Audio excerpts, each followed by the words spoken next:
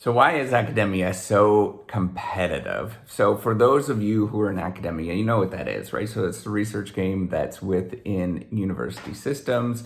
Sometimes that there is institutions that are not universities, but they're still within the academic game, and they're all pretty competitive. And the answer, I think, is rather simple, and I want to talk about that today. So if you don't know me, I am Professor Dave Matsack. I'm an associate professor of innovation strategy and entrepreneurship, and I've created this whole reciprocity project to give back as much as I possibly can. There's so many people that help me out that I want to pay the favor forward to help you out as much as I possibly can. So the answer is really simple. It's because that's what the norms are in the environment. So the reason why there's competition the way that it's actually set up is I think that that is the historic norms that are built into the university system. It's built on this sort of system that we have to give like a vow of poverty, and we have to sort of vend for all of these available resources, and we've sort of built in the system where we have to demonstrate that we are increasingly better than everybody else. And there's kind of like this win-loss mentality that happens within it. It's called a zero-sum game, if you're thinking of game theory, where there's a certain amount of resources, and if you take some of those resources, somebody else has to sort of remove some of those resources that they have.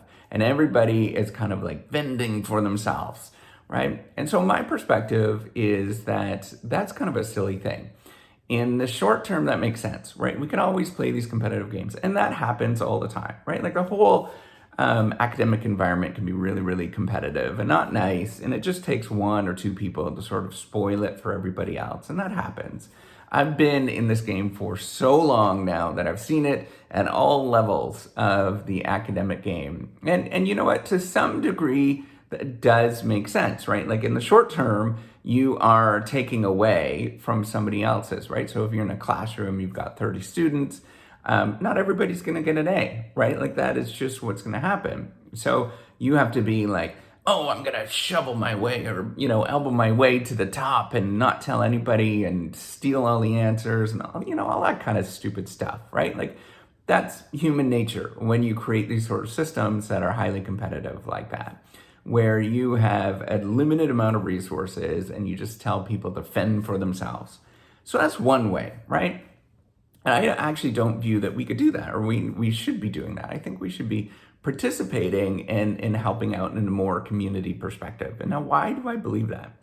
And why do I think that? It's because the pie grows a lot more whenever you do that, right? So if you think as the academia as kind of an economy, right, where we have buyers and sellers on either side.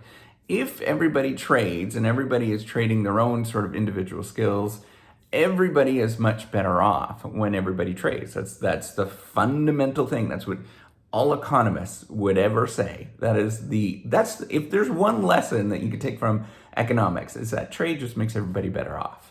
And so the more that we trade and share with other people our skills and assets, our abilities and all those kind of things, and correctly sort of allocate those resources in such a way that we can all benefit from them, then we can grow a lot more prosperous. And so in the long run, we definitely can be much better off by doing that. Now, the problem is that it's an information problem, right? Like you don't know what everybody's skills and assets are. You don't know what they're good at. You haven't sort of figured everything out. And the only way that you can go by that is, what they're good at is by looking at their publication record and all this nonsense that, and ultimately anybody that's in the game long enough knows that it's just nonsense. Everybody's just playing these games, right, in terms of their publication records and all of that kind of stuff. Now, I'm not discounting everybody that has a successful publication record and all that. It was hard to actually get there, but there's a lot of games that you have to play to actually get there. Hey, if you're beside a journal editor, for example, there's some advantages by having an office beside a journal editor, for example. There is absolutely advantages there. And so there's all these kind of like weird, wonky games that happens. So what I like to view, and I'm hopefully you're learning a lot from this channel, is I want to change this. I don't think that this competitive dynamic is healthy for anybody. I think that's nonsense. And I can't change the incentive structure. That's not what I could do at all, right? Like the incentive structure is going to create, in the way that it's set up right now, is going to create a lot of nasty competitive behavior. So that's going to exist, right? Like nasty crap is going to exist, and everybody's going to fend for themselves, and everybody's going to do all this nonsense stuff where they're, going after everybody else, right? Let them do that. Let them play that game. I want you to take a stand back approach, right? If you knew that all this nonsense was going on, you take a stand back approach and you're like, that's going on. I wonder how I can think through this. So it's like a higher level of learning, right? And a higher level of sort of thinking. You're looking at the surrounding, and this took me a long time to figure this all out, right? Of walking in. And I get pulled into the emotional aspect of it and the political aspect of it all the time. But I have to take a step back and think repeatedly, right? Like me actually, and part of this whole project is walking through some of the stuff, thinking through some of the stuff, is taking a step back and looking at everybody playing those stupid games, right? Like, doing their all kind of whatever the heck they do, right? Where they're, elbowing and all that kind of. Take a step back and just walk your path. Walk your path like you were a decent person, and you choose to walk this kind of path that you're going to be supportive of other people whenever you can, however you can. And I know it's hard. It's super hard for me. I would love to give more feedback and all the comments and all that kind of stuff that everybody gives on this channel. And I want to reach out more. I got so much stuff on the go, and I feel so bad when somebody reaches out to me, but I just can't get to it because I got to make sure that my family's healthy and I'm healthy, and everything else is going as we would hope. But that's healthy, right? Where you are sort of moving along in that path where you're just trying to walk a decent life. And as you're doing that, and if somebody needs help and they really need help, you help them. And then you keep walking that path going forward, right? Where you're walking that decent path and everybody else is doing this nonsense or stuff around you. I know it's kind of like pseudo-religious kind of stuff, right? Like this all kind of woo-woo kind of stuff. But, like it comes back. It really does. You have to think about this. Like, who am I as a person? How am I going to treat these situations? And I pull back a lot now. I am a lot more thoughtful in terms of what I'm going to say and what I'm going to do. And I really try to think about these things. It's like, okay, wait a minute. We've got these issues. Am I going to be the one to address these issues or not?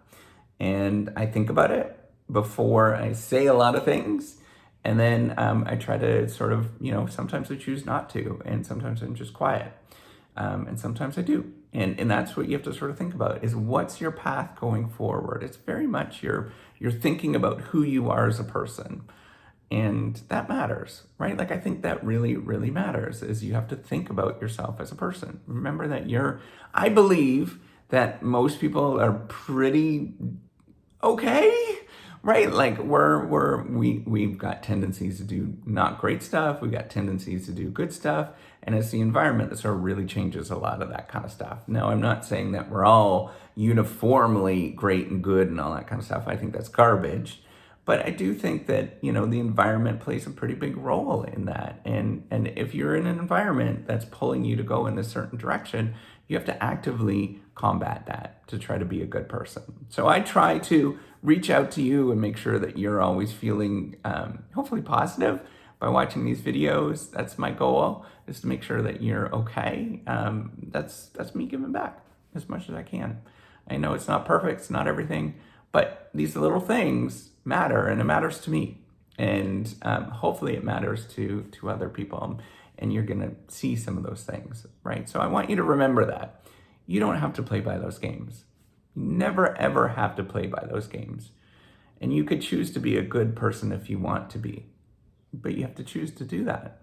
So all of that competitive games and all that nonsense that goes on where people are like stabbing each other in the back, let them stab each other in the back. Then when the war is done, when the great big battle is done, right? Like, you imagine this big battle scene from the 1500s and everybody's got their swords out and everybody is stabbing each other. You just walk through, right through this great big mess. And you know that you walked a nice, healthy, happy life. That's all that matters.